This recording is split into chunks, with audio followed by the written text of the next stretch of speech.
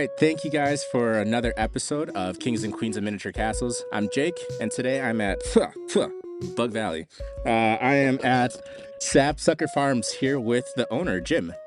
Hi there, Jake. Welcome to Sapsucker Farms. Thank you. As I was looking around, there's a whole lot that I'm sure I don't know about, but so far you have a cidery, you have, I saw some beehives somewhere. Yep, they're right down here to the south. Okay. You have chickens, apples. And Oh, what else do you have? vegetables. We've got two hoop houses, which are they're essentially a greenhouse, but you're planting them right in the ground. That's kind of the distinction. Okay. And they're full of all kinds of veggies right now. All right. So we got that going on. Maple syrup. We do maple syrup in the spring. Really? Yep. How much do you end up making generally? Oh, in an average year, we make around 250 gallons Okay, of syrup. that's awesome. Yep. Just thinking about, I can't do the math right now, but yeah, that's sweet. Well, the math, here's the simple math for maple syrup. Okay. A given tap will produce on average, and these are just all average numbers, about 10 gallons of sap a year. Okay. And it takes 40 gallons of sap to make 1 gallon of syrup. So essentially each tap will probably make around a quart of syrup by the end of the season in total. Gotcha. But that's an average year. Some years you do way better than that. This year was not a good year. This was a tough year. Maybe our worst year. With the hot, kind of like it started off hot and then kind of just switched over real fast. Man, I've been thinking, what was it? But my theory is, and it's kind of like fishing, you wonder, well, why aren't the fish biting? Or why are the fish biting? Yeah. And sometimes you figure it out, and a lot of times you don't. But my theory is that the trees are actually still dormant when you're collecting the sap. They haven't budded out. All it is just inanimate pressure change within the vascular tissue of the tree. And in fact, you could cut a tree off and just make it a stump and ring that base of the stump with a bunch of taps. And let's say you cut it off in the wintertime. You'd still get sap that spring, even though practically speaking, the tree is dead because it's just inanimate. So it's kind of like last fall's production. Exactly. Okay. It's the moisture that the tree put away. It's a sugar and water. It's what's used to bring the tree out of dormancy the next spring. And we've had 2 really dry years. So it's been kind of a drought situation in general. So that's why I'm thinking that for the most part, it wasn't a very good year. Gotcha. So, that's my theory. Okay. I mean, one way to test it out, right? At some point, if lightning strikes and there's a maple tree gone, just I just try to tap it. You're right. But so yeah, maple syruping is and that was really kind of our gateway into being a farm, if you will. Okay. We just kind of always thought of ourselves as just suburbanites that just wanted to get out of the city. Okay. And have a little quietness and not have our neighbors in our Your business. Yeah. And so I respect that. and in fact, it was always interesting because people would always be curious about this maple syrup thing.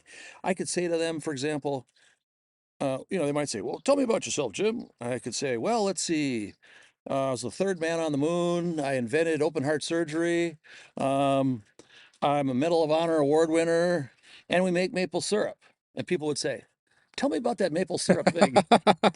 The most interesting thing about it, huh? That's what fascinates people Huh. more than anything else. So, so it's been intriguing, and people are always curious. We get people coming out here; they want to participate, see how it's done, maybe go back and do a couple trees in their front yard, kind of a thing. Yeah. So, so that's how we all got started, and then it just kind of things crept along. One day, I'm watching Debbie reading a book about beekeeping, and I'm like, uh-oh. I'm not too excited about that. Yeah. I don't want any more stinging insects in the yard than we already have. Yeah. And I thought, well, if I say to her, We don't want no bees. Would get bees for sure. So you agreed to it off the bat. No, my only Oh, hope was okay. to act indifferent, like, she'll just read the book and, you know, and then that'll be the end of it. That'll be it. Yeah. Well, next year we got bees. Uh, So I didn't, and I knew there was no fighting there. it. So You tried your best then, is what I'm I hearing. did. That's all I could do. Okay. So then one day I was sitting in my deer stand thinking, well, doggone it, if she's got bees, I want apple trees. I remembered when I was a kid, my parents had come home from some farm stand in the fall with a gallon jug of fresh, unpasteurized apple juice, or as we would say, fresh apple cider, Hmm. unfermented, just fresh squeezed. What's the difference between apple cider, apple juice? It's more of just a choice of words. I tend to think of apple juice is the stuff you see in the grocery store that just looks like this, you know, clear yellow, looks like a big urine sample. It doesn't look very Unhealthy interesting. urine sample. Yeah, Yeah. not whereas I equate when you say fresh cider that this is something special. It's not been pasteurized, it's not been adulterated. They didn't add water, they didn't add sugar to it. It is just the real thing and nothing but the real thing. Mm. And so, but my parents would come home with a gallon jug of this from some fruit stand, and I'd get one glass. There was 4 kids in the house. Yeah. That's all I got. Yeah. And then I had to wait another year to get another glass. And here I am. I'm sitting in my deer stand and thinking, I'm a big boy now. Yeah. You can I'm make in, your own I'm decisions. entitled to more than one glass Yeah. a year. So I planted a few apple trees, Okay. like 60 of them. That's just a few, huh? That was the first wave. Okay. Wait, so how many do you have on the property now? I think 230-ish. Oh my gosh. Okay. So, All right. You so don't do anything half-hearted then. I try not to. Nice. So, then I had all these apples. Eventually, they start producing apples. And I'm like, what am I going to do with all these apples? And I really wanted to make juice. So I started making juice, but it's a perishable commodity. You can't sit on it for very long. Mm. You basically got like 4 things you can do with it. You can drink it, sell it, freeze it, or ferment it. That's it. And I had my stash set aside. So I had my needs covered. More than 1 cup a day. Yes. Okay. A gallon a week. Okay. That's my ration. Okay. And I built a walk-in freezers to do that. So, and then I thought, well, I'll sell the rest. But it was hard finding a market that would take it quickly enough. But we started having some people who were like, or what the breakthrough was, is I um, went online and I found like a brewers forum. Mm. Hey, you guys that make hard cider, I got fresh apple juice, unpasteurized. Is this something you're interested in? And they just kind of started showing up, and they'd buy 5 or 10 gallons of it, and then they'd ferment it, and then they'd win the Minnesota State Fair with it. And So you're just reading about all their good news and in I'm like, the maybe newspaper. I should do that. And we started experimenting with it, and that was like 2014. Um, and I didn't know what I was doing, but we started experimenting. It took us about a year to get the formulation the way we liked it. Mm. There was kind of a flavor profile that I really liked. I like to really taste the fruit, not have it be so just like some anonymous wine. Ah. I want it to be really, this is apple. Okay. And then we started figuring out the process, and we did all the permitting. It's a fairly um, onerous process to the federal, the basic winemaking permit Mm. with the feds is like 53 pages long. Shoot. And usually you hire a lawyer to do it.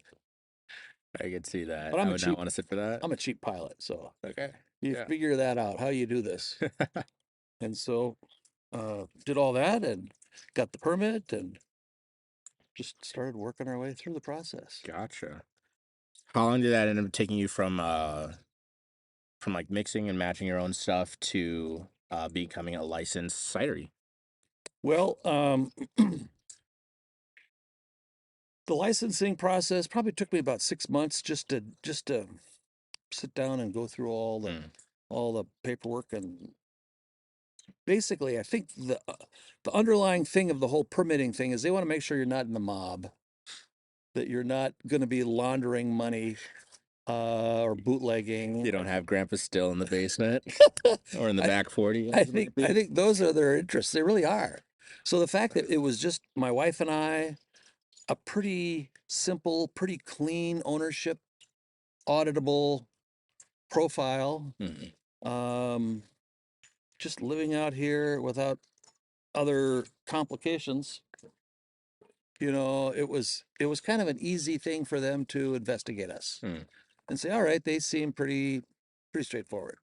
Okay. So we'll give them the license. Gotcha. So that was the licensing side of it. The production side of it is we had to first figure out, can we make what we like? Or can I make what I like? And then that was what took us about a year. And when we got that done, then we figured out, okay, I need to start ordering some equipment and not even knowing what equipment I needed Yeah. and just kind of educating myself or asking people, well, how do you do this? What works for that? And we originally did it in a little shed back behind our house, in a little room, in a space that's smaller than this little bunkhouse. Everything that you see down there, all the working stuff down there, Yeah. was in that little space. Oh It man. was kind of like working in a submarine. If you've ever seen one of those old World War II movies where they're living and Just super cramped, yes, confined sleeping on top spaces. of torpedoes and Yeah. all that stuff. That was kind of like our little cider Oh operation. man. Yeah. I'm sure it got super hot too as you're trying to Well, work through everything. well, the and we you get inspected like by about 4 or 5 different agencies. Mm. And one of them finally said, you know what, you're legal and all that, but this really isn't the right way to run a business. What's your long-term plan? And I said, well, I think my long-term plan is to build this building. And she said, well, good, because I think you need to start working on that. Mm. That was kind of her nice way of saying, you So that know, gave you, yeah, it gave you it that gave push. you a little room to start. Yeah. And that was kind of a nice nudge. Nice. So, um, and but nevertheless, we were doing quite a bit of business just right out of the back, but it was all being distributed. It wasn't on-site sales or anything like that. We didn't have people coming to the farm Mhm. or anything like that. It was just distributors would come. Or we were distributed in 6 states at that time. Okay. Which so I'm just assuming like so we have Minnesota here Yep, because we're in Minnesota. Wisconsin, Okay. South Dakota, North Dakota, Iowa, and Utah. Utah. Yes, that's the weird Out of ones. all the hard cider in Utah. Yep. Now that's interesting. Uh-huh. Okay. Utah is like one big municipal. Okay. There's one guy who makes all that decision making. Interesting. And so if you can impress him, then you're good. And he Gotcha. liked our cider. He Nice. would buy our cider. He would order our cider by the case for himself. That's how you know you're doing good then. Yes. Yes. Speaking of accolades, then is there any that your production facility has won any accolades, Oh anything like yeah, that? we got a whole big shelf down there of all of our awards. Okay. We've got a lot of awards. I think we probably have more awards than anybody else in the state of Minnesota as far as cider that they've made. Sure. Okay. So there's a lot of good cider in Minnesota Mhm. as well, but so yeah, we've been pretty proud of that. Okay. That's awesome. Yeah. All right. So then you've talked about maple syrup, cidery. What is the full range of stuff that you offer here on the farm? Well, I would say that where we're at is, and there were other things we tried that we just said, yeah, I don't think that's for us. Mm. Um, but so we do the maple syrup, we do honey, we do a CSA. If you're familiar with the CSA, I'm not. stands for Community Supported Agriculture, Oh, okay. So like and that they can still is come into farm. Well, what it is people basically uh, buy a subscription of what you're going to make this upcoming growing season. So they will pay, they will put money down, and then once a month, for us, it's once a month. Some CSAs are once a week or every other week, and it all depends on what you grow on your farm. But we'll have people, they'll come in once a month. In fact, it'll be this next week. Hmm. This will be the first for the season. We do it 6 months. It's May through, what is that, October, I think. And it's the last week of the month. And you drive in, we've got a walk-in freezer and a walk-in cooler, and you pick up a package, like a big bushel or two of what their share is that has been just harvested like the day before. Okay. And it's going to include some eggs from our chickens. It's going to include whatever vegetables are ripe right now, like uh, fantastic stuff for making salads. I mean, salad greens that you just are not going to find in a store, Mm. period. Awesome. Heirloom tomatoes. Often it might be, and some of it's things that are just very seasonal that some years it happens, some years it doesn't. Like we have shiitake mushrooms, um, just a variety of different things that are growing. In the big hoop houses, for example, the mushrooms are out in the woods. Um, and it also includes like 3-4 packs of whichever of our beverages that you care for.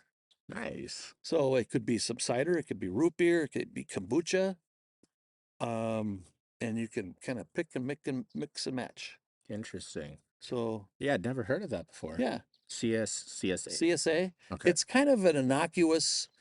It's not a great term for explaining what it is, but that's what they call it. Gotcha. And they're you'll find them in most urban centers where you've got an outlying farmers market kind of structure. Mhm. Minnesota and Wisconsin are definitely big states for that. Okay. Um, and we're a certified organic farm. I forgot to mention that. So that's kind of noteworthy. Yes. So almost Today's day everything, and age, yeah, yeah. absolutely. I mean, certified, not just we say we're organic, we actually get inspected every year and get audited and have our license given to us for that year. Can we delve into that a little more? Sure. Because I think earlier, we were talking about like different like potentially like gimmicky things or like different businesses or organizations or whatever that people might feel like awkward about. Like what actually makes it stand apart, or like is it actually good? What's good about it? That kind of As thing. far as like the certified organic, So yeah, in this case like, with being organic, why is it important? Like, and how do you get to that like status? uh, well, there are very specific rules on what you need to abide by. Most of it has to do with being able to track all the inputs that go into whatever it is you're growing, and that really means specifically, like, are you using fertilizer, and if so, what kind of fertilizer? Um, where's the water source? Is there any runoff or carryover from neighbor properties, for example? What's the history of that land? Usually you have to have like a 7-year um, look back to say there's been no non-organic farming that's taken place on that piece of property For 7 years? for 7 years. Okay. You can be organic in transition, which means you're kind of working towards that. So maybe you've got like 4 years or something like that. Um, but so, and every year they come out, we have an inspector who's very serious about what they're doing. Mhm. And they come out and it'll take a day. They'll be here a day. They'll go through our records. They'll want to look at whatever it is that we put on that piece of ground. If it came out of a bag, let's say if it's a fertilizer, they want to look at the fertilizer and see, is it approved for organic production? Mhm. most fertilizers that you would typically buy in a store are not going to be approved. So you have to be able to document your source. We usually are using manure from one of our neighbors. Okay. They want to see an inspection of your well Hmm. because water is important. If Yeah. you're, not just from rainfall, but if you're doing any irrigation, they want to know where that water's coming from. Interesting. They want to see your handling practices. Where do you prep these? Where do you prep this produce?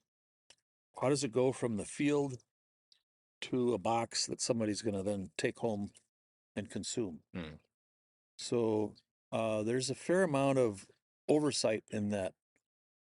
So it's a pretty rigorous process to meet their expectations. Yeah. So With that being the case, then, like, why is it important to you then to be certified organic? good question.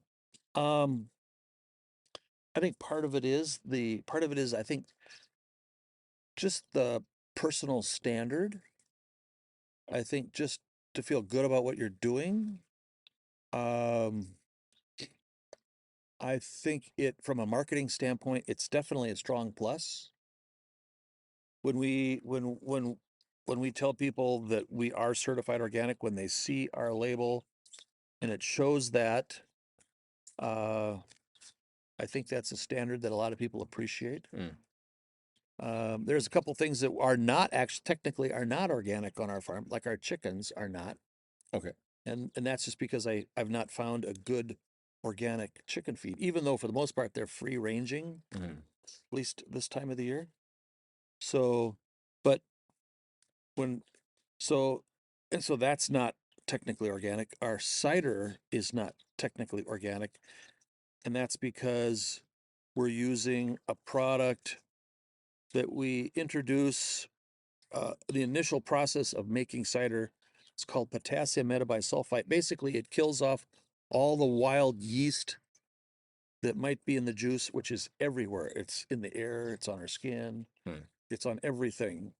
And we want to basically kill off everything that's in there. And then we introduce the yeast that we want to grow within that cider I see. to take that cider in a direction that we want it to go. The analogy I'll always use is that if we didn't do that, it would be like taking um, your purebred dog who's in season and letting her run through the neighborhood some night Hmm.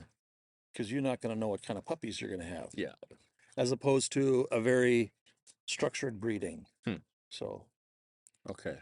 but I don't know. I think I went off on a tangent there a little bit there as far as the the advantage of being certified organic. Yeah. But I think it's recognized, it's respected, and it's just part of our own personal pride and standard Okay. of, hey, we're an organic farm. Yeah. So, Especially, yeah, because it takes a lot. Like, it takes what, some people go to school to become a doctor, and it takes, 7+ years. but there are good support systems for people who want to do it. I mean, the organization that does the certifying, they connected us with a very established couple that have been certified organic for quite some time, and they were our mentors for some time. Mm. And so and now in turn we've kind of done that for other people. So we just kind of pass that knowledge on, so to speak. Gotcha. Nice. So there's good support, Right. both local and And one of the things that we do also in conjunction with this whole organic thing is that we're a host farm for an organization called WOOF, which stands for Worldwide Organization of Organic Farming. okay. Think of it's like ecotourism. We'll get people from all over the world, mostly 20 somethings, college age, but all the way up to 40 somethings, and they want to come and experience what it's like growing good food. Hmm. And in fact, they usually stay right in this little bunkhouse right here. Oh, all right. They get the whole experience then. Yeah. And Nice. so it's like they become kind of our farm family, and they'll usually stay for a month. But we've had people from China, Vietnam, Australia, Germany, Belgium, lots, of course, from the United States, but all over. And are they trying to start their own, like, not industrial, but like organic farm business, or like for their own personal needs? Some of them, it's kind of a broad range. Some of them, I would say the 20 somethings, the college age group, I think that many of them are like uh, earth science or um, natural history kind of majors. You know, maybe they're going to be teachers. Maybe they are going to work in the industry in some way. Some of them want to start their own farm. Some of them just, they're passionate about food and they just want to see where good food comes from. Mm-hmm. I would say they all are very passionate about food, which is fun because we all just kind of, we trade who's cooking for what night. Mm. And it's been fun. Different people from different parts of the world bringing their recipes in and working with what we're growing here, and it's just been a wonderful experience. I mean, we eat very good when they're here. Yeah. Some of them are vegan, some of them are vegetarian, some of them are omnivores. It's a variety of experiences, and uh but it's been educational for us too, Mm-hmm. culturally, and just nice getting to meet people from different parts. The older people, I would say, the more 40 somethings ish or 30 somethings ish, generally are people they've been out in the business world for 20 years or whatever, and they're like, there's got to be more to life than this. Mm-hmm. And maybe they're taking a year off and they just are going to like go across the country and stay at some different farms, and they just want a sabbatical of some sort, or they're just figuring out what direction they're going to go in life next. Mm-hmm. So, but all very interesting. Because that's somewhat similar to your story then, right? Because how old were you then when you started the farm and the desire to become an organic farm? Well, let's see here. We bought the land in 97. So I would have been about 42-ish. I'm 68 right now.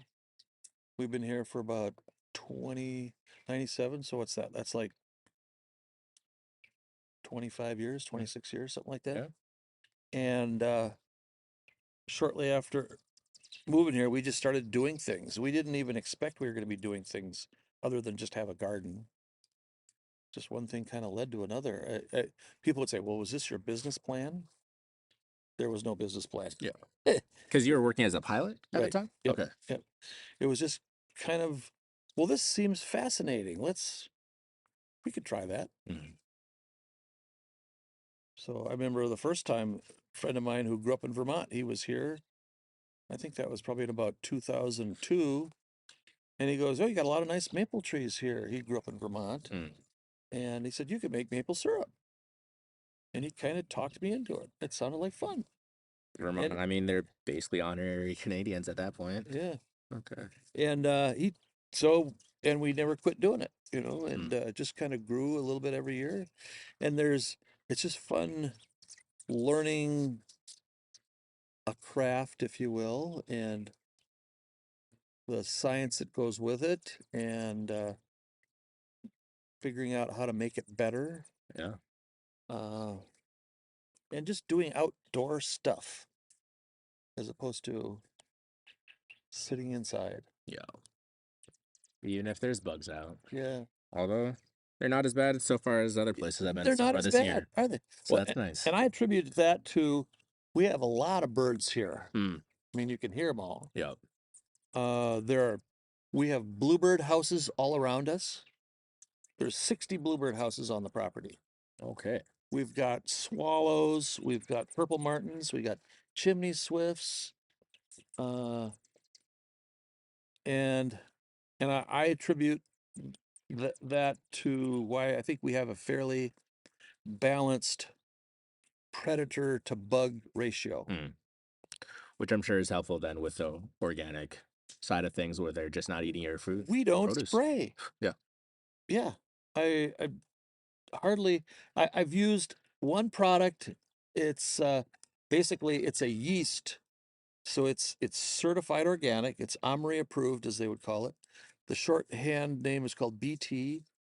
I've used that for like tent caterpillars. Now and then you'll get like an outbreak. Okay. I've had to do that twice in almost 20 years. Yeah. Spray it on the trees. Caterpillars eat the leaves, crystallizes in their gut. They die. It washes off in the next rain, goes back into the soil, breaks right down, just like if you had sprinkled brewer's yeast on the ground. Hmm. That's all it is, and that's all I've used. Okay. That's awesome. Because, yeah, whenever I think of, my family growing up, I think currently our gardens are organic and they've been that way for like the last 7-ish years. Okay. But I just remember just the annoyance of having to deal with bugs and all the holes in like produce and random Yep. stuff that we're trying to fight through, and Yeah. like products not being, um as big or like, official produce looking as you'll find in the store, Right. but they taste just as good and Or, look or better. better. Yeah. Yeah, I usually think. usually, Uh-huh. unless something really weird's happening. Uh-huh. But just, yeah, once again, the amount of work that it takes to have then an organic farm is just astronomical. But um I would say that coming in, I was slightly more on the skeptic side of things when it comes to just seeing like shopping their organic section. Uh-huh. I think of like grocery stores, just because like the price hike is usually a lot more, um and like outside of like feeling better about myself for buying it, like checks it off the list, I'm buying organic Uh-huh. now. I think even just like this conversation today makes me more willing to spend that money, um knowing kind of like the history of what it takes to get that certification, and kind of like what it means for my health. Well, if you set things up right, you could what we've tried to do is really try to have nature take care of itself. Mm. For example, all of our apple trees are planted in what was a restored native prairie ecosystem. So this hill back here where these apple trees are, Mhm. and on the east side of the house over there, the most orchards you will see, they're just this nicely mowed, almost like a lawn or a golf course. Mhm. They look beautiful. I mean, it's just this short grass, and the trees are in nice rows, and they gotta spray the bejeebers out of them because they've created a monoculture. All you've got growing there is grass and and a fruit tree. Mm. And and the organisms that you have living there are things that want to eat grass and want to eat that fruit tree. Mm. And there's no complexity to that structure. So here, I mean, right now it's all pretty short, but you go just on the other side of that chicken coop there, Yeah. it will by July, it'll be as tall as you and I are. All the weeds and such, weeds and Well, it's flowers all and native prairie. okay. It'll be like big blue stem grass and all these forbs meaning flowers, Mm. prairie flowers. And so that creates this complex environment which hosts a complex of primarily various invertebrates, i.e., bugs. Mm. And so you've got this complex ecosystem of bugs, which keeps the few pest species in check. And then that may sound like, oh, yeah, sure, right, Jim. But we were actually a Minnesota Department of Ag pest monitoring site. Um, and we would put out these little sticky board pheromone traps Okay. throughout our orchard here.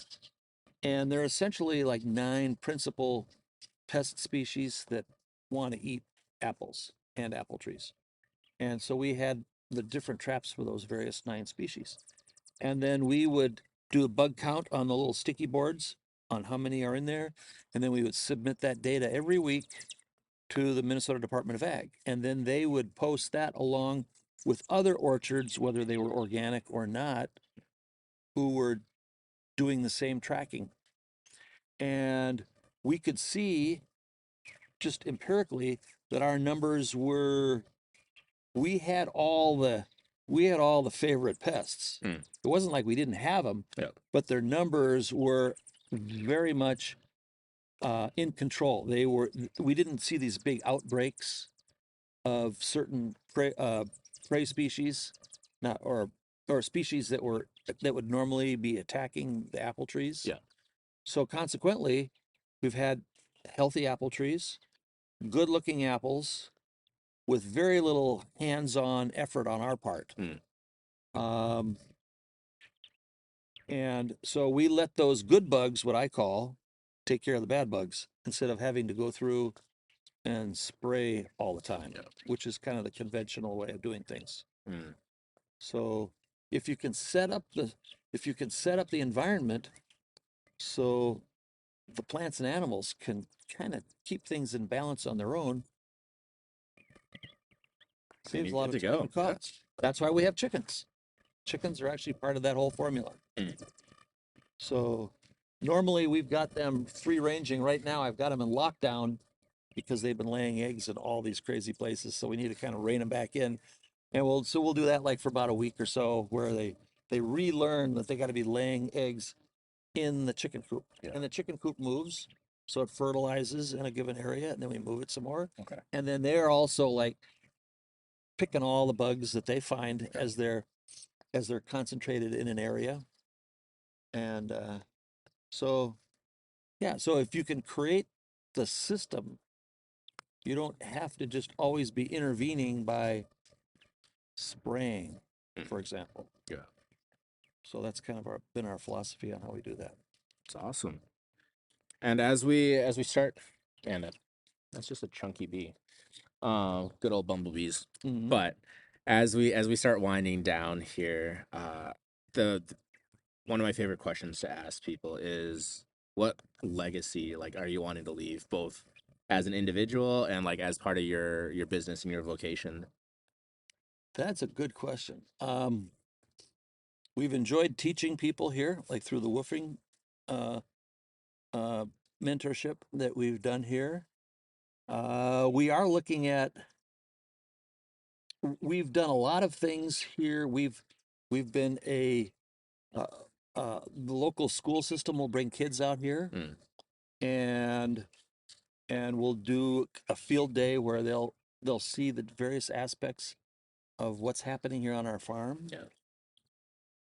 Uh, and our legacy is we hope that we can educate people to not only enjoy better food, but also how they can grow it themselves. Um, and this piece of land, we haven't yet figured out what the future is for this piece of land yet, but we certainly hope that it will continue in the direction that it's been going. Mm-hmm. So, And then as an individual, okay, what's the question as far as that goes? well, yeah, legacy that you're wanting to leave behind you, or so to speak, or yeah, what you're wanting people to remember of you. What I want people to remember of me, this will be this will appear to be divergent from what we've been saying, but it's core to who I am. As a born again believer in Jesus Christ, to me that's the central aspect of what I want to have been known for. That I want to have been known for what my faith is. I want to be known as somebody who's mentored other people and been willing to share my faith. Um, and to me, that's the most important part of my legacy Mm. is what have I done for Jesus Christ? Have I lived for him? Have I glorified him? In whatever vocation or passion or pursuit that I may have done, does it exemplify him and does it bring honor to him? Mm. So Awesome. Well, thank you very much, Jim, for hosting and being willing to come in anytime. for this interview. Anytime, I will take you up on this, especially with getting the barrel aged Okay. cider here. But yeah, once again, thank you guys for coming into another episode of Kings and Queens of Miniature Pot. Podcastles. That'd be awesome. Miniature Castles. Here we are again at Sapsucker Farms in Morrow, Minnesota. If you guys ever want to stop on by, you know where to go. All right, we'll see you later.